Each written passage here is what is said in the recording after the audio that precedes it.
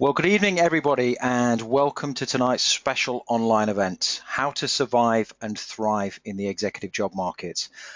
We are just waiting for a few more people to turn up. So while we do that, just wanted to do a little bit of housekeeping. I'm always really curious where people are dialing in from.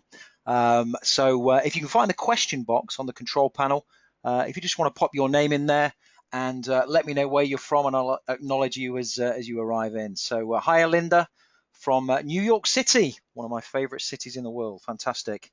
Hello, Mike. Hello, Mark from Florida. David from Dublin. Erica from Nottingham, my neck of the woods. Paul from Peterborough. John from South Africa. Wow, this is a truly international event. Dan, hi Dan, where are you from, Dan? Great to see so many of you on the line this evening. I think we had about, at the last count, about 100 people registered.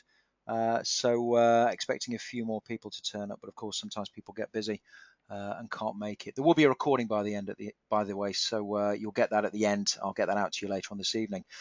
So we have Ed from Nottingham. Hi, Ed. Keith from York, Old York City, another one of my favourite cities, Keith. Dan's from Sussex, sorry, and Regina from Northern Ireland. Fantastic, fantastic. So you've all found the question box, which is great. Presuming you can all see the screen that says how to survive and thrive in the executive job markets, and you can hear me okay. Can you just type yes if you can see the screen, just to make sure I'm sharing the right screen with you? Thank you, Mark. Thank you, Dan. Thank you, everybody else. Okay, so a little bit of housekeeping. We'll get the boring stuff out of the way to begin with. I'm using a platform called GoToWebinar. Use this all the time. Probably the best in the industry, I would say, having used a number of other platforms. Occasionally things can go wrong. So if for whatever reason I lose connection, don't panic. I'll be back in. Take me a couple of minutes to get back in. If for any reason you lose connection, don't worry. If you use the same link that you signed in on this evening, then you'll get straight back into the room. So not expecting any downtime on the internet. So hopefully we're in a good position to go. Now you found the question box. I'm really keen on interactive sessions. I'm sat in my office on my own. You're out there in the world. I want to know what questions you have. So as I go through this stuff, if you've got questions that spring to mind, just jot them down in the question box.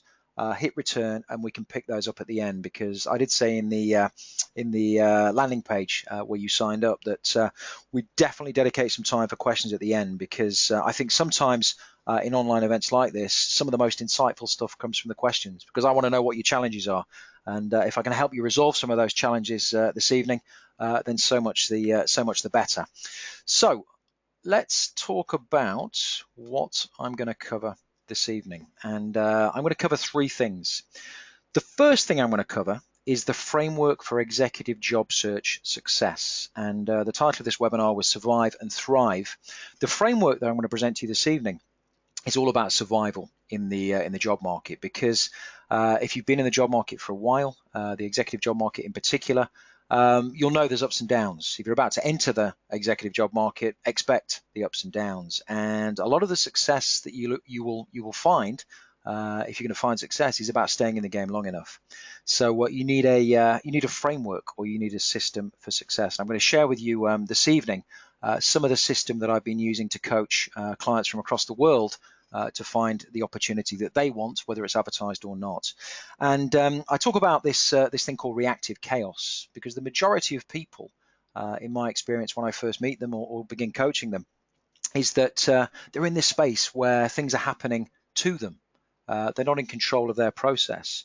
And the Career Codex methodology, the Executive Edge methodology that I'm going to share with you this evening, it's all about being in proactive control, because until you're in proactive control, you're going to get what you're given. And in actual fact, you want to create the future that you want and unlock the opportunity that you want. So the second thing I'm going to talk about is how to stand out in the executive job market. And this is the thrive, because until you stand out, it's impossible to be found. It's impossible to find that next opportunity.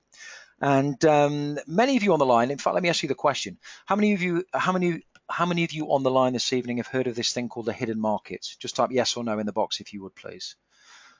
How many of you have heard of the hidden market for jobs? The jobs that aren't advertised, but you kind of know are out there. Yes, yes, Yeah, quite a few of you heard of the hidden market. Well, let me tell you that the hidden market exists. And when I talk to prospective clients, first off, they usually say to me, I want to find this opportunity in the hidden market. I know it exists, but I don't know how to access it. I'm going to share with you this evening how you can access it and show you why it actually exists. And then the third thing I want to do this evening, I'm going to share with you something I've been working on for the past 3 or 4 months, which is called Executive Edge Online. And I've been coaching clients for the last 3 years. I'll talk about that in a moment. And I do that on a private one-to-one basis. But I wanted to get this message out to more people, the methodology that works out to more people. So at the end, I'm going to share with you a little bit about how that works, how you can get involved if you wish to. And there'll be a special thing that I'm going to share with you that you might want to stick around for at the end. And then, of course, we're going to do some Q&A, and I love Q&A. So have a think about your questions. I'll deal with as many of those as we can at the end. Going to be on the line this evening for about an hour. I like to get in and out on time if we can. I'll talk for about 30 to 40 minutes, and then we'll do some Q&A at the end. So if that sounds like a plan, let's crack on and let's dive into the main body of the content.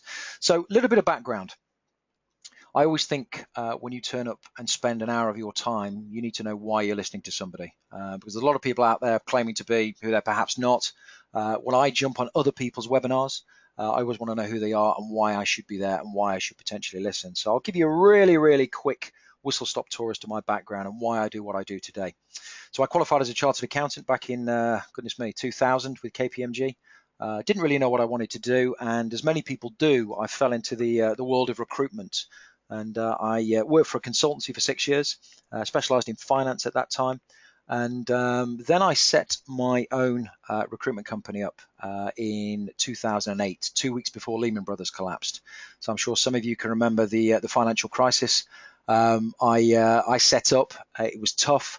And one of the real challenges is in a recession or a financial crisis, of course, employers stop recruiting. So the market becomes very difficult on both sides of the fence. And also candidates stop moving, and candidates are your product when you run a recruitment company. So it's a really difficult time. And some of the stuff that I've brought into the Career Codex methodology for success in the executive job market comes from what I learnt on that journey. Because running a recruitment business, I had to stand out in that business and position that business in front of the same people that you're trying to get in front of, which is companies, organizations. And a lot of the stuff that I learned is factored into what I'm going to share with you this evening. And if you're in the executive job market currently, well, you're in business, whether you like it or not, because you're in the business of finding your next position. And it is a business. And the reason I say it's a business is because you have a target audience, you need a strategy, you need objectives along the way to delivering on that strategy. And you need to monitor your performance along the way. So in business, for me, it's all about positioning, promotion, and performance. And it's exactly the same when it comes to successful executive job search. I wrote a book. I'm not sure if has anyone read the book, Super Secrets of Successful Executive Job Search? If anyone's read that, just type a quick yes in the box, please. Let me just show you this quickly. So I published this. This is my second book. Published this on Amazon.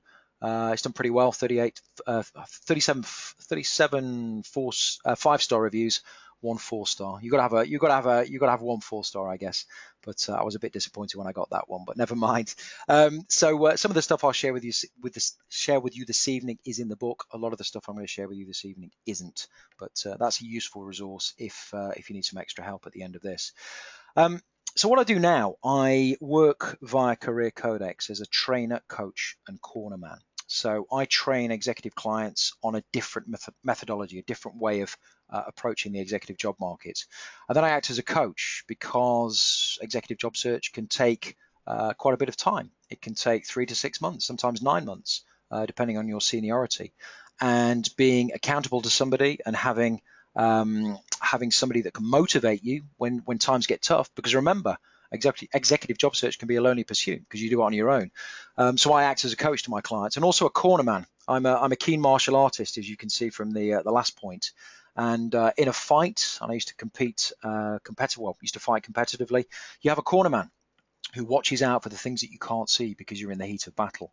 And it's exactly the same in the job market. So I act as a cornerman and sit in my client's corner to make sure that they can see what they need to see respond in the right way. And my hobby is martial arts. The reason I mention this is because what I've learned in martial arts is also factored into this methodology. And in 2006 to 7, I was in Japan, and I was enrolled on probably one of the most brutal martial arts courses in the world, the Yoshinkan Aikido Sensei program, where you go from white belt to black belt. Pretty brutal, but I learned a lot of stuff about discipline and determination, because that was an 11-month program, and it wasn't about any particular day, but it was about sticking with the process and sticking with the game long enough to make sure that you were there on the finish date. You actually completed the course, and it's very, very similar when it comes to finding success in the job market. Now, if you would like to connect to me on LinkedIn, I'm just going to drop for those of you who aren't currently connected to me, I'm just going to drop my URL to connect to me on LinkedIn in the chat box. Hopefully you'll see that. And if you're not already connected to me, it would be a pleasure to connect with you this evening. So let's move on. Let's move on. And let me tell you a story. Because if you're in the executive job market and you're on your own, you don't have a group of people around you who are in the same position, then it can feel like a lonely place, and you can sometimes feel that there isn't a solution out there, or there isn't the opportunity to get the result that you want. And I wanted to share with you an email that I received a couple of days ago from a gentleman that I worked with last year. And he went through my Executive Edge program over 3 months. And he was making a very, very complex executive transition, because what he was trying to do was move from public sector to private sector at a very senior level, and also to move from large organization to small organization. Now, I used to be in the recruitment game, as you know, and in the recruitment game, you have a lot of people knocking on your door as candidates, and you have to have what I call a first filter. And the first filter for me, and for many of the other people I know in the recruitment game and still know in the recruitment game, were two things. It was sector, and it was size of organization. Because the belief is that if you're moving within the same sector, there's less risk. And if you're moving in a similar size environment in terms of the organization, there is less risk. And despite what employers tell you, that they are generally risk averse, they don't want things to go wrong. And of course, recruiters sit between employers and candidates. And because employers can be risk averse, then of course recruiters who get paid on results and get paid on the basis that the employer hires their candidate, they're not going to be risk averse either. So he was making a really, really complex transition. Came through the Executive Edge program, which I'm going to share the methodology with you shortly, and he achieved a result. And this was the email. He said, as I've said many times, I wouldn't be here without you. Wouldn't have heard of the company if you hadn't forced me to write a destination statement, which is something I do with my clients in the planning section, and come up with 10 companies. Wouldn't have known about the hidden job market or hidden job opening unless I'd written to a CEO. Wouldn't have known how to operate under the job seeker's dichotomy, which I'm going to share with you this evening, which is a framework for all your engagement with the outside world. And wouldn't have known how to interview or negotiate an offer. Thanks so much. And, this wasn't down to me. I gave him the system, the solution, but he worked really hard. He adopted the approach. He worked really, really hard, did above and beyond the practical stuff that I asked him to do. And within 10 weeks, he had 3 offers at a very senior level in the executive job market. And we negotiated one of those to get the best deal possible. And he's now working in that position. And if you'd like to read his testimonial, you can find that on my LinkedIn profile. So it just shows what's possible, and that's the reason I share that with you, because unless you live and breathe this world, which most people don't, because they're either in it for a period of time and then they're in a role and then they're back in it maybe 3 or 4 years later, it's sometimes difficult to believe that there is a solution out there and that there is the opportunity to get something that you really want. While most people are reacting, if you go into proactive control mode and do the right things, you can actually get the results, the opportunity that you really want. Okay. So why do people fail in the executive job market? Well, there are a number of reasons. There's more reasons than there's on the screen, but I'm going to share with you some of the major reasons. And the first reason is that people focus too much on their CV or resume. Okay, and I use those words interchangeably. I know if you Google online, there's different definitions, but at the end of the day, they're about one and the same thing. And at the end of the day, it's actually, and this is going to sound strange maybe to some of you, it's actually not that important. Your CV your resume is not that important. And this is the reason why. Everybody else is focusing on their CV. It's the knee-jerk reaction when somebody comes onto the job market to create a CV. That's what they believe they need to find the result that they want, which is the opportunity that they want. And don't get me wrong, you do need a CV, but it's only a small cog in a very big wheel. It's a very small cog in the big machine that's executive job search. And think about this. I was an exec recruiter, placed senior candidates into senior positions. I can tell you I've never read, in fact I have, I've read one CV in my life, and that's my own, but I've never read a CV from top to bottom. Typical application, for a role I was handling, 200, 250 applicants. I couldn't read. I was scan reading. I was using that first filter. So spending so much time in your CV and investing all of your time in your CV is a waste of time. It's a waste of time because people don't read it, and it's not standing out because that's what everybody else is doing. The second reason people fail is exactly that. They do what everyone else is doing. And when most people come onto the executive job market, the first thing they think about is executive job boards and executive recruiters. And there is a belief that the more people they register with, the higher the probability of a result. In fact, the reverse is true. I don't have time to go into that this evening, but the reverse is absolutely true. The more focused you become, the more chance you have of getting a result. So why do people do this? Why do they rely on third parties? Why are they reacting to what third parties deliver? Well, in my experience working with clients one-to-one, it's one of two things. It's either a lack of knowledge in knowing how to do anything else, or it's a lack of confidence. Because if you decide you're going to take proactive control of your job search, then you are in pole position. You're in the driving seat. And for some people, that can be difficult. It's a step out of the comfort zone. That leads me on to point 3. It's a step out of the comfort zone because things are happening to you, not to the organization that you work for. And if you're taking proactive control of your search, you're going to have to step out of the comfort zone. But guess what? That's how you stand out, and that's how you get the result that you want. The fourth reason is they don't have a system for success. Now, linked to the third reason, the step out of the comfort zone, the fact that things happen to you and not the organization that you work for. Unless you have a system, things happen to you personally. Okay, things happen to you personally. If you have a system, things happen to the system. It's a very, very different position to be in. And without a system, things are left to chance. If you treat this as a business and put together a strategy, a system to deliver on that strategy, things aren't left to chance. It's only a matter of time. If you do this and do this consistently, you'll get the result that you want. And then frustration and confusion. There are two. Thanks, Linda. Couldn't agree more. And I'm a resume writer. There we go. You have testament from Linda in New York City, who we are connected on LinkedIn, who says people don't read CVs. So there we go. Thank you for that, Linda. That's confirmation of what I'm saying from somebody who's definitely in the know. So the last point is frustration and confusion. And somebody who comes into the executive job market today is not the same person that's in the executive job market 4 weeks from now, or 6 weeks from now, or 8 weeks from now, because things are going to happen to you. Good things and not so good things. And the more negative stuff that happens, the more frustrated you can become and confused you can become. And it's a downward spiral. And in life and definitely in executive job search, I'm a big believer that there is no level playing field. You're either on an upward spiral or a downward spiral. If you get on the upward spiral, you do all of the right things, you keep doing them, you get reinforcement as to what it is you should be doing. If you're on the downward spiral, even if you get a result and you get the opportunity in front of you, you're interviewing for that opportunity, you're not going to get the role because you're not in a good place. And I've worked with a number of clients who I've started working with initially, and they've been in that position. Wonderful skills and experience, absolutely fantastic, first class. But if the interview and the opportunity had showed up there and then, they're not in the space. Dan's asking, what do they read if they don't read the CV? Okay, they scan read the CV. Yeah, and more importantly nowadays, they will look at your LinkedIn profile.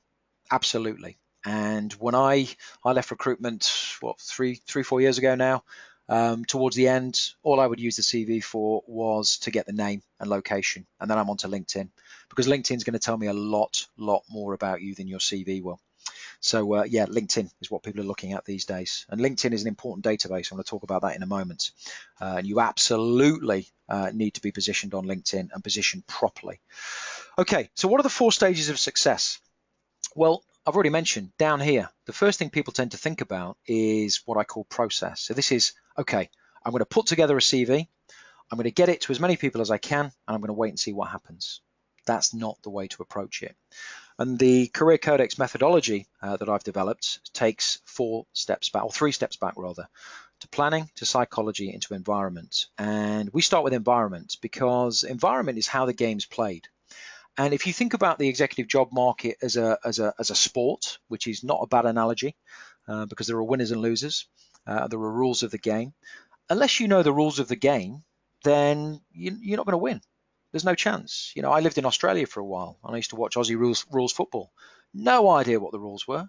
If they'd have put me on the pitch, I'd never have scored a goal because I didn't know how to score a goal. So it's the same analogy. So you have to know how the game is played, and I'm going to share with you. I'm going to share with you in the environment part of this process this evening how you can uncover the hidden market. Next, it's all about psychology.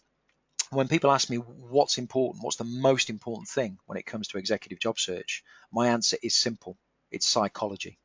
It's the psychology that you bring to the market, but also the psychology of the people that you deal with. Because in the job market, there are 2 people, on either side of the transaction. There are employers ultimately, and there's you. And the psychology of both of you determines the outcome to a certain extent. You can't control the other person's psychology. Well, you can a little bit, and I share some of that in how I coach people for interviews, but you can absolutely control your own. But the problem is we're all in this situation where we just respond to stuff without necessarily thinking. We have an automated system which we need to get through life, but when it comes to executive job search, it can hurt us, not help us. And the reason I say that is we have inherent beliefs based on our past. And psychology and the training I deliver on psychology is all about changing beliefs, to change thoughts, to change actions, to change results. Because if you're not getting the results in the executive job market that you currently want, you're not getting the opportunity, you're not getting the interviews or whatever else, I can pretty much guarantee it's down to beliefs. I can pretty much guarantee that, because with every single client that I've worked with over the last 3 years, there has been an element where we've needed to change and shift beliefs. So it's very, very important to really focus on your psychology and understand what you bring to bear on the market, because that's the only thing you can control. By the way, thanks for the questions coming in. I'm going to deal with those at the end because we're just backtracking a little bit. I want to get through this bit, but I'll come back to those questions at the end. Thank you for those. Keep them coming, by the way. Then we're on to planning. And executive job search, you've got to know where you're going.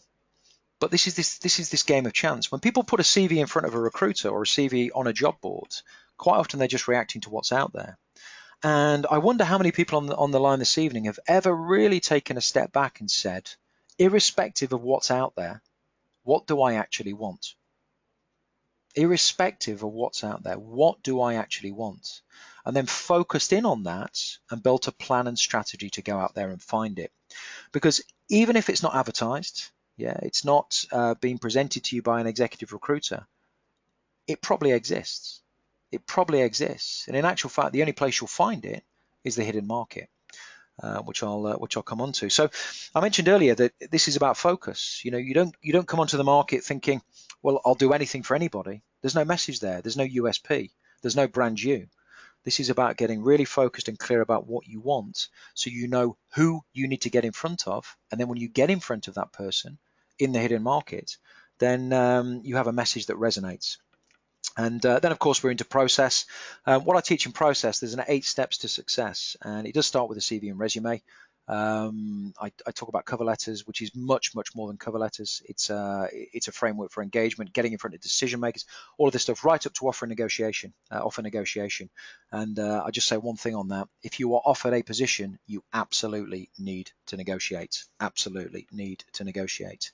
So linking this all together is what determines your success. And talking about the final stage of the 8 steps to success, the offer that you get at the end of the day, it's not an offer in isolation. They haven't just come up with a figure. The offer that you get is determined right back here. It's determined by how you approach the market, how you approach the employer. The more unique, the more different your approach, the more you impress along the way, the better you run your interview process, the more likely it is to negotiate a better offer. And negotiating an offer is not about clever tactics. What it's about is giving the employer such a fantastic experience of you that you're in such a strong position to negotiate the terms that you want, and that's the difference. Okay, let's talk about the executive job market environment and talk about something I call the 3 conversations. Now, over here, conversation 3, I'm going to come on to that in a moment. But over here, we've got conversations 1 and 2. And for those of you on the line this evening who've recruited before, probably the first thing that you do, and this is the majority of employers, and I know this because they used to tell me before they came to me in conversation 3, they're going to have a conversation with their peer group and their extended network when they're looking to hire. And they're going to ask questions like, well, I'm looking to bring somebody to my organization at a senior level. Who do you know that I could talk to? Who would you recommend? And we live now more than ever in the recommendation economy, the social proof economy. We want recommendations. Why? Because we're distrusting. I think human beings have become more distrusting in the world, which is a sad thing, but it's the reality that we live in. So we ask for a recommendation, and employers ask for recommendations from their immediate peer group, extended network, which could be their professional advisors, non-exec director, whoever it might be. Who do you know? Who do you know? Who do you know? And this is the space I call the hidden markets. Okay, so these are the conversations that take place all of the time before the employer will then go out to professional recruiters or job boards. Generally, employers want to recruit here for a number of reasons. First of all, there's an implicit recommendation. And if there's an implicit recommendation, there's less risk. Okay, it can be a faster solution. If somebody recommends somebody who's good, well, why go to the broad market? That's just a distraction. And one of the main reasons that employers want to recruit here is because there's no fee. If they're bringing somebody into their business at a senior executive level because they've had to go to conversation 3, that can be an expensive business. 25-30% of starting salary can be a fee that they will pay. And if you think about the risk that I talked about earlier, that just magnifies the risks, because if the candidate's not to work out, well, not only have you spent money on the candidate and their salary, you've spent money on the recruiter. And that's not a great place to be. So over here, hidden market, people know it exists. They don't know how to access it. I have a system to access it. This gets you ahead of the market, the general population over on the right here, when the opportunity is in the public domain. Because there's only a few people that know really what they're doing, and probably if you're talking to an employer directly, it's probably only you in the game. It's a high probability strategy. If there's one of you in the game, it's a high probability strategy. Over here, if there's 250 CVs stacked up in a recruiter's inbox, it's a low probability strategy. Now, what I'm not saying here is that you don't use professional recruiters. You absolutely do. But if you want a higher probability strategy, you have to play in this space here, which is the hidden market. And over here is where the minority play. Over here is where the majority play. And in the job market, you've got to be in the minority, because that's what standing out is all about. So over here, seeing is believing. And what I mean by that is this: if you're in the executive job market currently, you will see opportunities advertised. Yeah, they're on job boards, they're with executive recruiters. Because you see those opportunities, you will believe there is a high probability of securing one of those opportunities. And there may be sometimes, there may be, but probably there's 250 other people in the race for that role, which makes it a low probability strategy. Over here, because employers, when they have conversations 1 and 2, haven't declared publicly their desire to bring somebody into their business at a senior level, then you can't necessarily see those opportunities, which is why you have to believe in a different way of working, a different approach, to really believe in the hidden market, to take consistent action so that you uncover opportunities. And that's a really, really difficult thing for many people to do. And it's a really difficult thing for many people to do over and over again until they get the results. But that's really where the magic happens. So that leads me on to the next slide here, which is the hidden market revealed. And while the majority over here are with the job boards or executive recruiters, professional recruiters. This barrier is a visibility barrier. Over here, the hidden market exists. Employers are doing this all the time before they go out to recruiters. I know, because I used to be one. So what can you do to stand out? Well, what you can do, you can go direct to employer. But when you go direct to employer, you've got to know who you're targeting and what message to go with, how to engage with them, how essentially to run your own recruitment process. But of course, there's no fee attached to you, apart from your compensation remuneration package, which of course will be payable.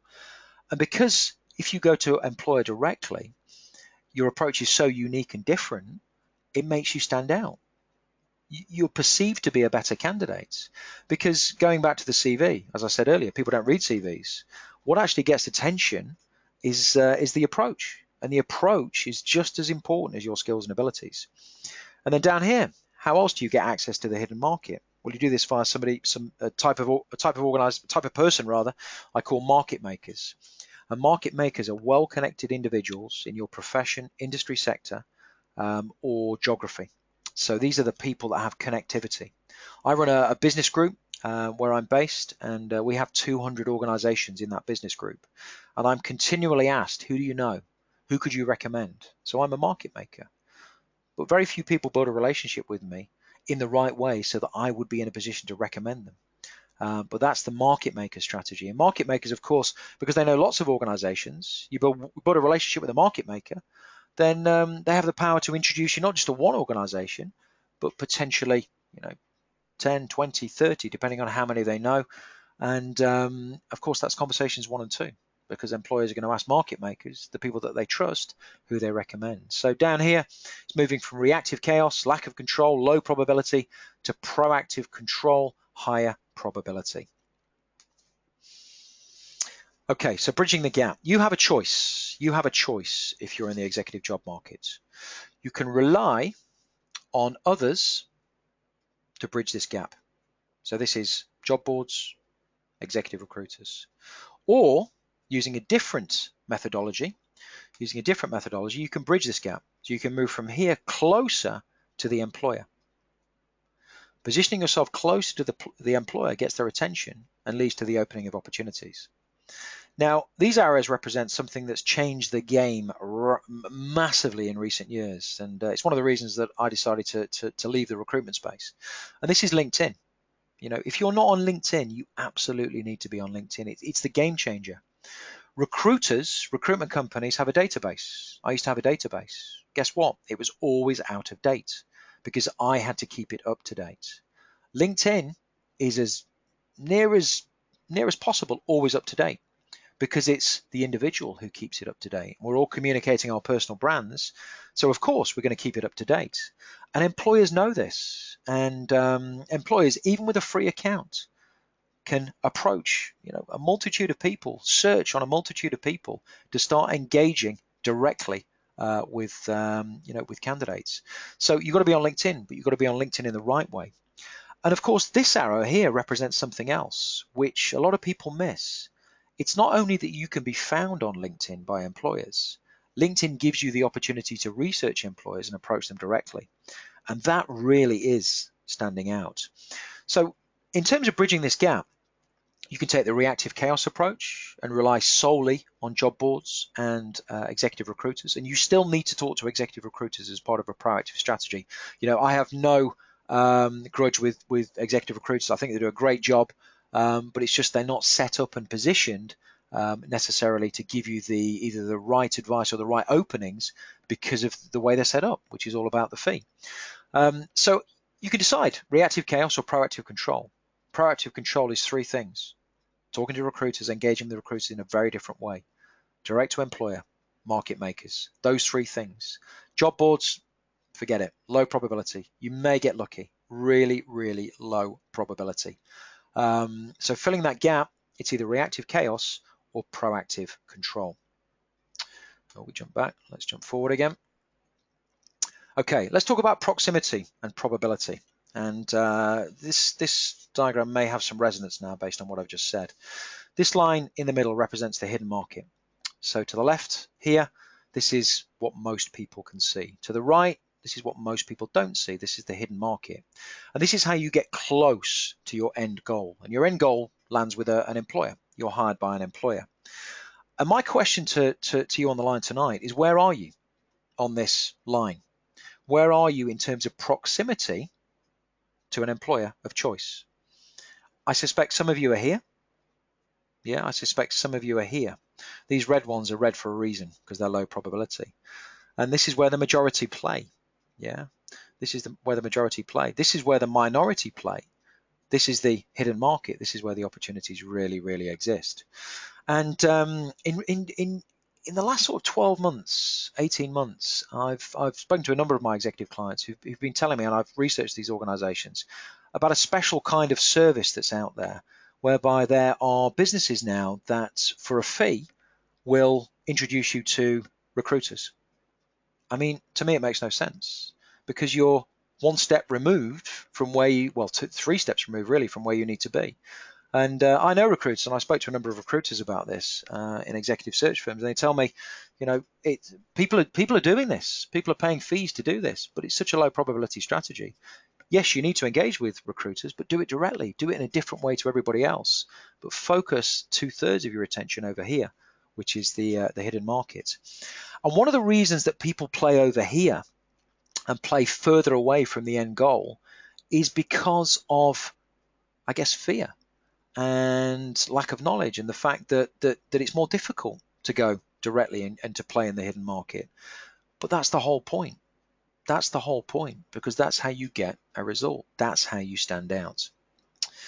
Okay, let's talk about the certainty link. And I mentioned psychology as being the most important thing, and this is just one element of the psychology stuff that I teach. If you imagine A here in this example, A is going into a coffee shop, yeah, with, in this country, well, £2.50, £3.50, depending on where you drink coffee. My coffee was quite expensive today, but that's when you go to the chains. Anyway, so you go to a coffee shop and you hand over your money, you get a coffee. So if you do A, you're guaranteed to get B. And in many walks of life, many things we do in life, we're absolutely guaranteed to do that. If we do one thing, we'll get another. But when it comes to the executive job market, that's not the case. If we do A, even if we do it brilliantly, we've got a brilliant CV, we're not guaranteed to get B, an interview. And we might get a big X that says, no, you're not coming in, you're not getting the interview. So in this example here, if you think of A as approaching an employer directly, let's say you approach an employer directly in the hidden market. And what you're looking for, of course, is B, a meeting. You want them to invite you in to meet with them, not necessarily an interview, but an exploratory meeting. And sometimes you'll do that and you'll get B and you'll feel great. And in this this second line here, the order of events is, I'll do A, I'll get B, great, fantastic, I'll get B, great, fantastic, I'll get B again. Yeah, this is the upward spiral, okay? Then I'll keep going. Of course I will, because I'm getting a great result. I'll do B again, but then I get a bit of negative, feedback, or I don't hear. That's usually the way. I get another B, and I get no, no, no, no, no. And over here, to the right, I'm feeling pretty good. I've got through that process of 10 interactions. But what happens if this happens? You do A, the first thing, you get ignored. The second thing, you get no response. The third thing, you're ignored again, same thing. What happens? Well, that's the disempowering spiral, or the downward spiral. And what happens is people bump up against this wall and they believe it doesn't work. But if they'd have carried on, they'd have got B. Okay, another rejection, B, B, B, another rejection, B. But they never get here because they've stopped. But this is exactly what the executive job market's all alike. It's not about certainty. If you do A, you don't get B. It's about probability. So if you do A 10 times, 20 times, 30 times, that's what gets the results. But many people bump up against this wall and stop. And if you notice, this is the interesting thing. If you notice this line, there are 5 Bs, yeah, 5 Bs and 5 Xs. Here, there are 5 Bs and 5 Xs. So reality is you should end up here, yeah, at the end. But because of the order of events, that's what stops people in their tracks. And that's what the That's why the certainty link is so dangerous, and that's why a probability mindset, in terms of psychology, is one of the big things that needs reinforcing. Certainly, when I coach my clients through the psychology section of the program, because it might take you 3 to 6 months. You know, you might have to execute consistently in the executive job market to get that result. But if you execute consistently and you build in discipline and productivity, and on top of that, you have a different strategy to everybody else that resonates, you really increase the probability of you finding success. Okay, so let's talk about the double dichotomy. Double dichotomy. It's a dichotomy because it's kind of the opposite as to what everyone's doing that you need to be doing. So if you think about over here, this is the majority of people in the executive job market.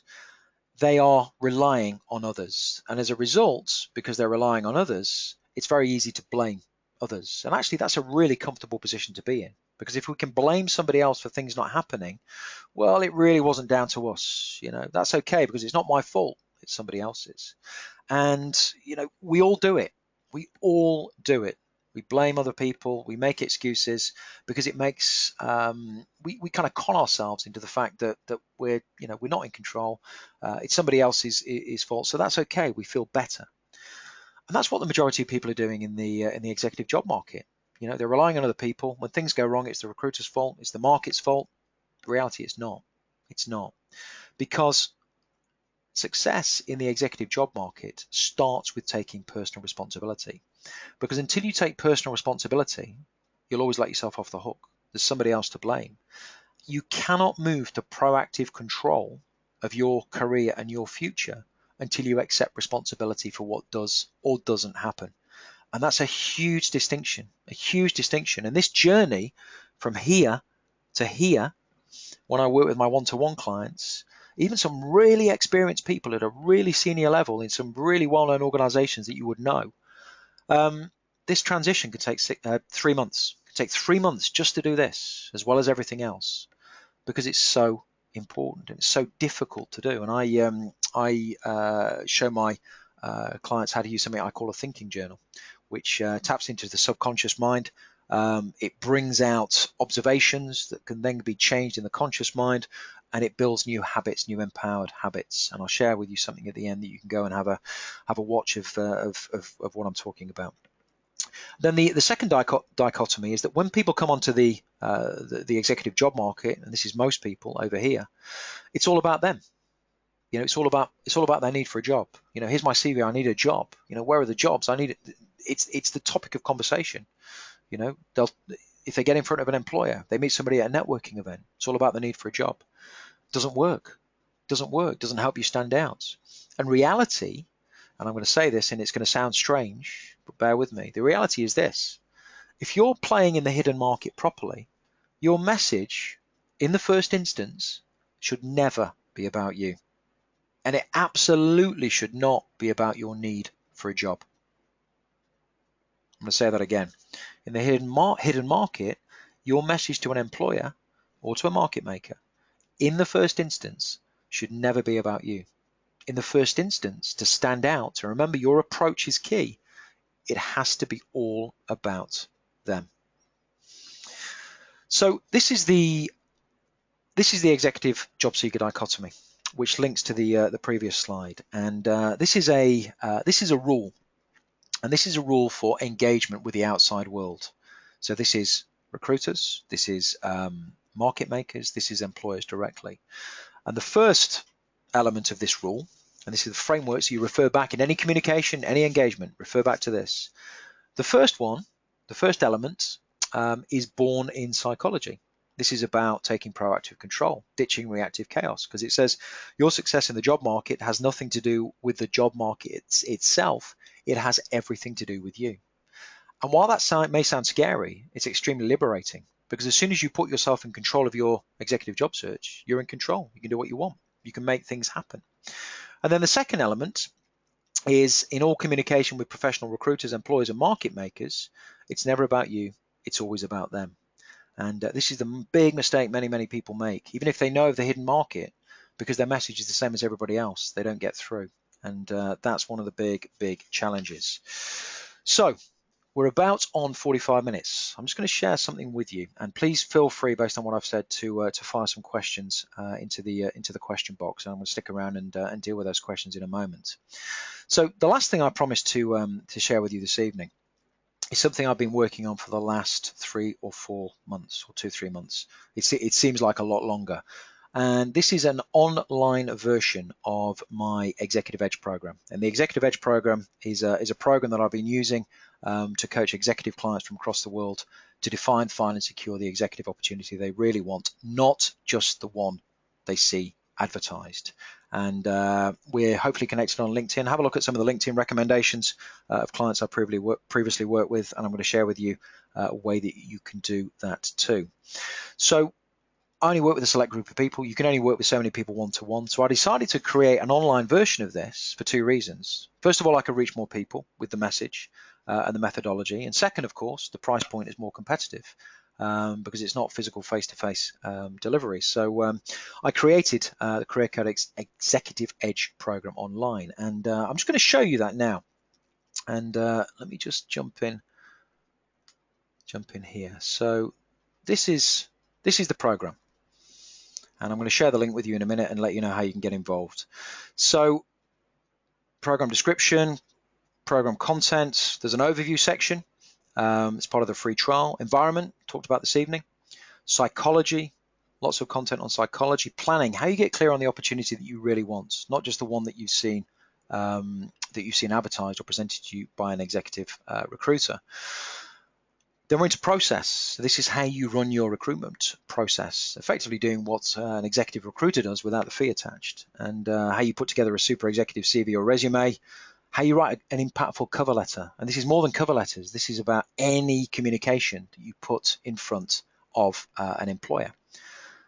How to get it in front of decision makers. People say to me all the time, okay, so the hidden market exists. I know there's an employer I want to work with. What do I do? How do I get in touch with them? I share how you do that here. How to deliver a first-class interview. Because if you've worked hard to open the door, the last thing you want is the door to shut, slam bang in your face, because you don't run an effective interview process. And I've already said that the interview you run will inform the offer that you get. Down here, social media, hugely important. Positioning online, it's your route to market in the hidden market, and it's also an employer's route to you.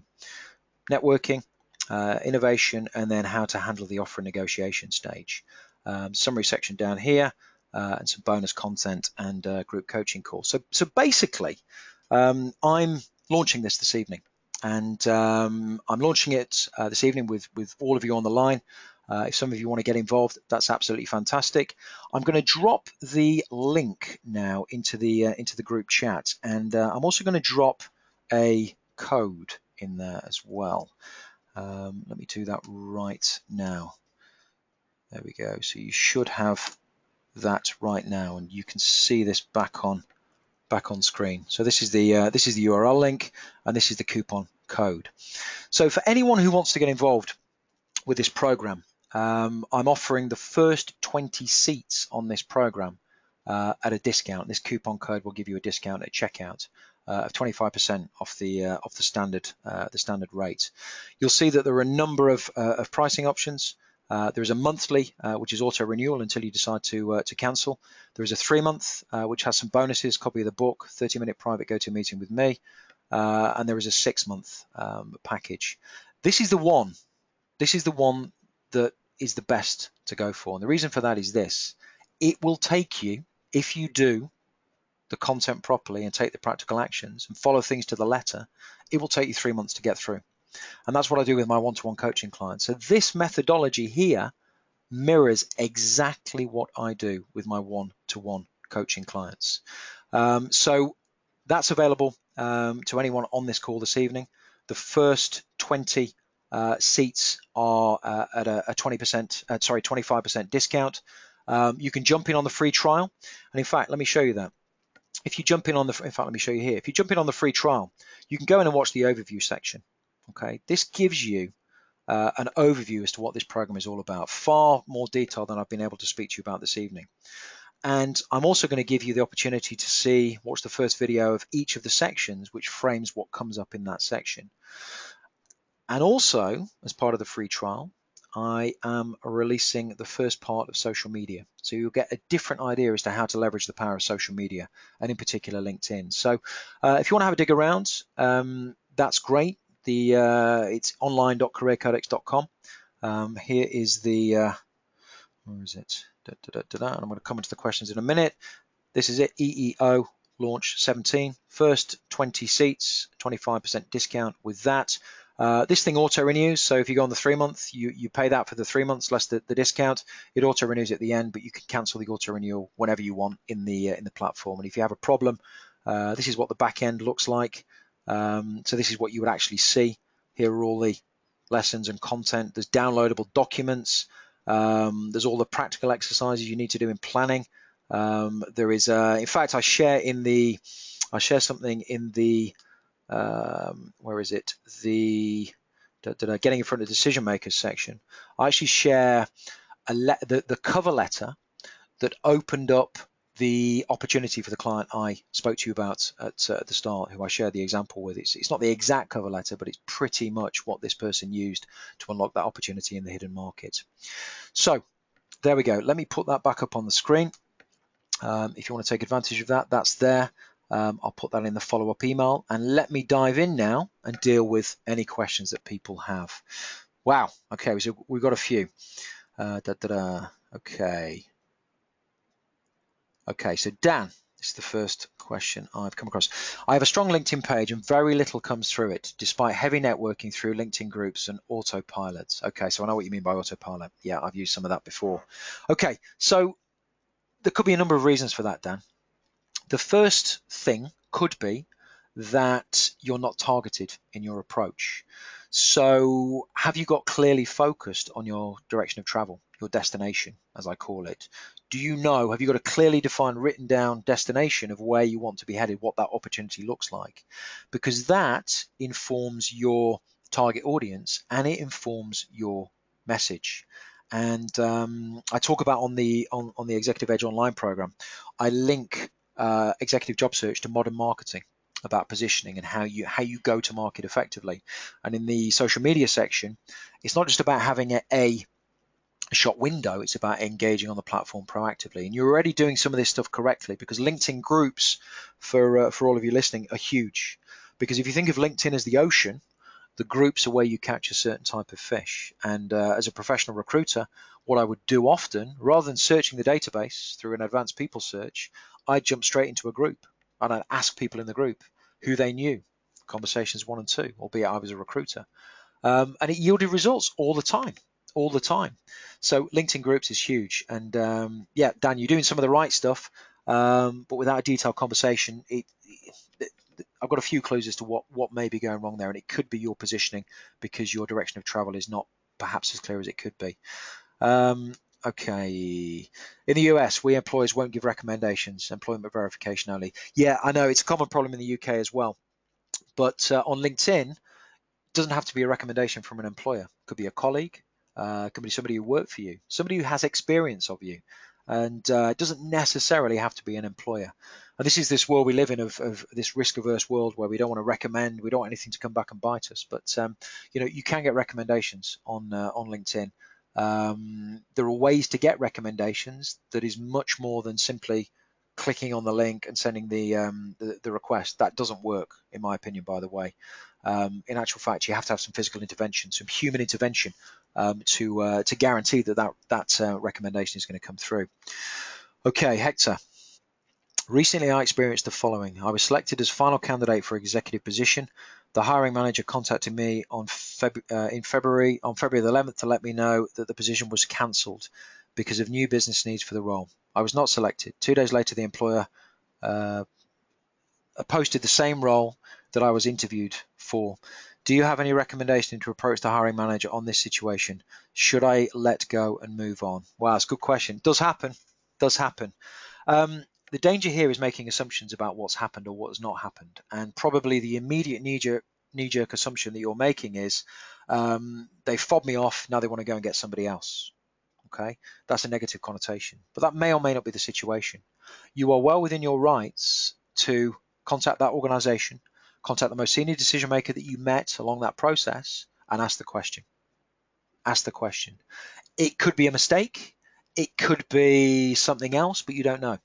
So you need to ask the question. Should you move on? You should my view on that is you should always be moving on in the market. And I talk about this thing in the psychology section, which is process, not prize. So until you have an offer on the table, you are constantly executing your strategy. But what tends to happen is once people get into an interview process, they get attached to that interview process. And I've seen this hundreds of times. The employer pulls the role. There's a change in circumstances for the business. An internal candidate gets the position. And then suddenly the candidate who was attached to the opportunity is disempowered, not in control of their process, and having to pick things up from scratch. The analogy here in the recruitment world is that a professional recruiter will have a number of vacancies and they'll overwork them, and then they forget that they need to do their business development when those vacancies fall away. It's exactly the same for candidates. So it's about working the process. So Hector, to answer your question, I would call the company up. Don't do it via email. Make a phone call. Have a conversation. Say, look, it was great to meet you. I found this online. I just wondered what was happening. Clearly, this is a question you would expect me to ask, and they would, and they will respect you for asking it. Dan, I like your style. Dan's asked, how can I build a relationship with you then, Simon? Okay, well, there's two things you can do. Connect with me on LinkedIn, Dan. If you feel you need some help in the executive job market, best thing to do is jump on the Executive Edge program online. If you feel you want one-to-one coaching, of course, that's more expensive. It would be. Then drop me a line through LinkedIn and we'll arrange a time to speak. Okay, thanks, Linda. Linda said, got to run. Brilliant presentation. Thank you, Linda. Thanks for joining. Linda and I connected on LinkedIn, actually, and Linda's based in the States and is an executive resume writer. So great to have her on the line, and she's reiterated a lot of the points that I've made. So in the background here, which is really, really good. Okay, so Dan, you've asked, so what's happening when you do have proactive control and take responsibility and still little success? Okay, so here's the thing, Dan. When you take proactive control, okay, and you that's a tag that you're using at the moment. There's a lot that goes into proactive control. Okay, this is more than a mindset. This is about the action that you need to take. It's then about consistent execution. Okay, you may not get a result on day one. You may not get a result on day two. It might take you a week, 3 weeks, 4 weeks, 5 weeks, 6 weeks. You have to continue to execute, and it goes back to that certainty link probability mindset that I showed you earlier. This is a new skill. Yeah, even if you've been in an executive position before, you've interviewed candidates, this is different. Yeah, this is different because this is a skill of job search. To become a professional recruiter and to really understand the game and know how to play the game properly takes years. Yeah, it takes years. You have to get immersed in it to understand it. And it's the same thing here because you're learning a new skill. Now, it's not going to take you years because I've shortcut the process. And the way you shortcut the process, you go to somebody who knows what they're doing and get their system. So it's continued execution, and as you continue to execute, you start to learn how to perform better, and you get better and better and better and better. And sometimes the example I use here is this: you've got to get the education, the new framework for success. It's a little bit like the Olympics. You train for the Olympics. Yeah, during the training, there's ups and downs, but when you get to the end, you're then fit, you're ready for the Olympics, and then you run the race, and that's when you get the result. So could be a number of things, Dan. It may be that your interpretation of proactive control, you don't necessarily have the detail as yet, and it's about execution continually. Okay, Ed says the sound has gone. Ed, not sure, I think it might just be you. Maybe log in, log out, log back in. That was hard to say. Okay, Dan. Thanks, Simon. We have an online face meeting in the autumn. In the autumn. Okay, good. Just contact me through the website, Dan, or on LinkedIn. Regina. Hi, Regina. We've had some LinkedIn contact. Good to see you on the line tonight. I've also connected with groups, linked to individuals, and emailed some with feedback, but nothing constructive in the end. Okay. Also have 4 recommendations. Who are people I work with? Great. So you're already on the right track. Yeah, you're already on the right track. But it's about improving that performance and having a system for success.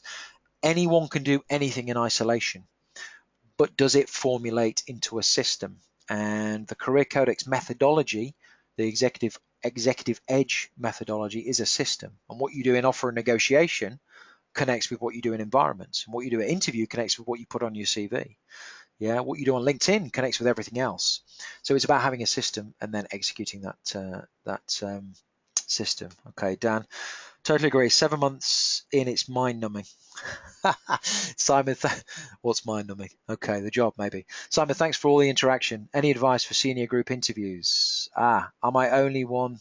No, you're not the only one in the questions, but you're asking a lot of questions, which is great. Some people have dropped off now because we're nearly past the hour. Senior group interviews. Group interviews are a different dynamic, but the same system applies. The same system that I advise for executive job interviews one-to-one, it's the same system in group interviews.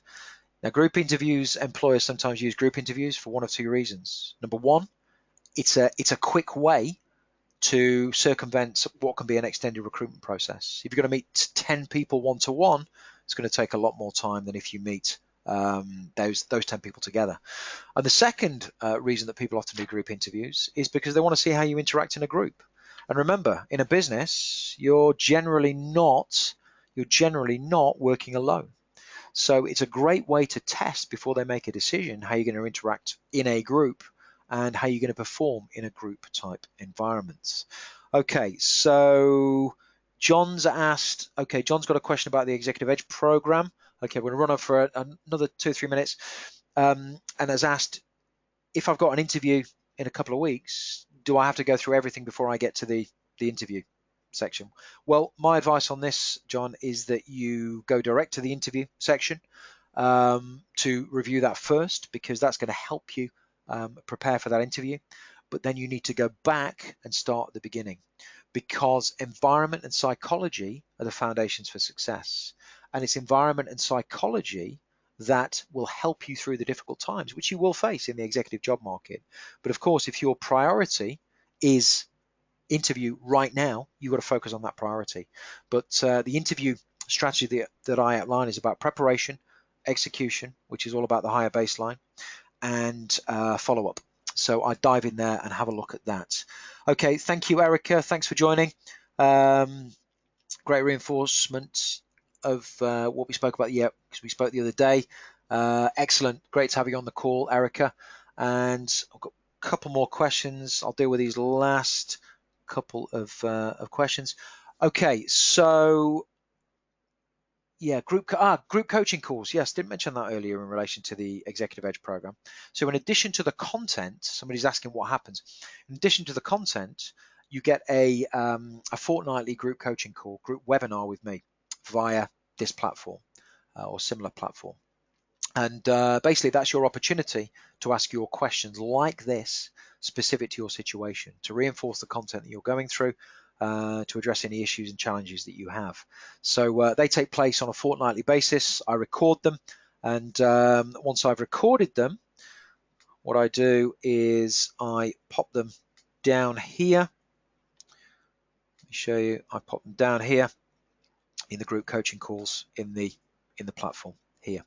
So they will start to pile up every fortnight, and it's an extra resource, extra content. Sometimes people can't turn up on a live call. I understand that people are on different time zones with different pressures on their time, but the group coaching call goes in there. And if you need to email me in advance about what you want me to talk about, that's absolutely fine.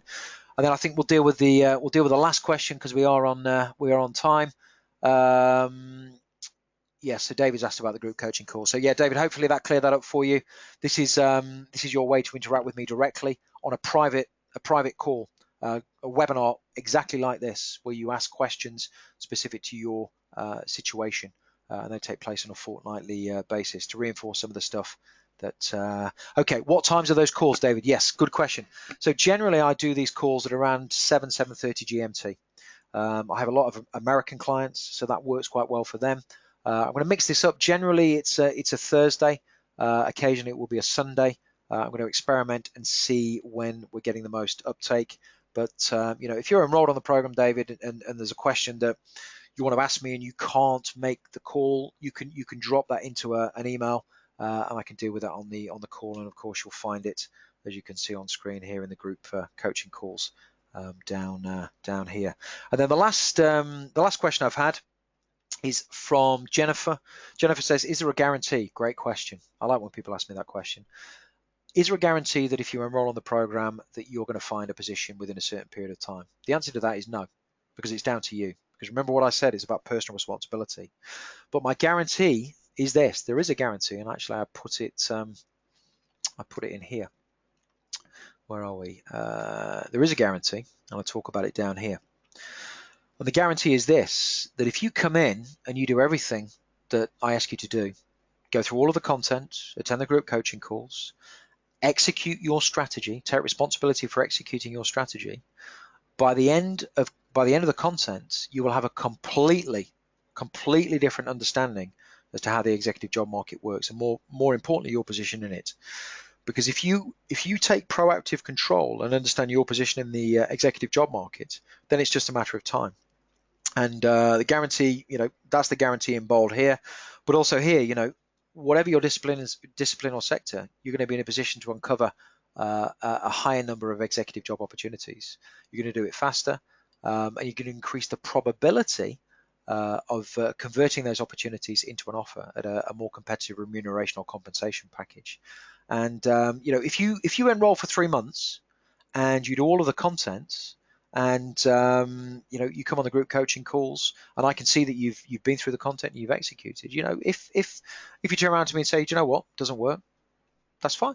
Get your money back. That's fine. It won't happen, but that's how confident I am in the system. And you jump onto my LinkedIn profile, look at some of the recommendations, watch some of these videos in the overview section. Here I share Clive's story, Rick's story, and Mel's story. They're all real-life senior executives who've all made the transition using this methodology. Okay, wonderful. We are out of time. So I'm going to say goodnight to everybody. Thank you so much for joining me. Final reminder: this is how you take advantage of the Executive Edge Online program. Jump in there for a free trial anyway. If you'd like to take 25% off the cost of that program, it's EEO Launch 17. So I wish you a pleasant rest of evening or rest of day, depending on where you are in the world. And take care, and hopefully talk to you again very soon.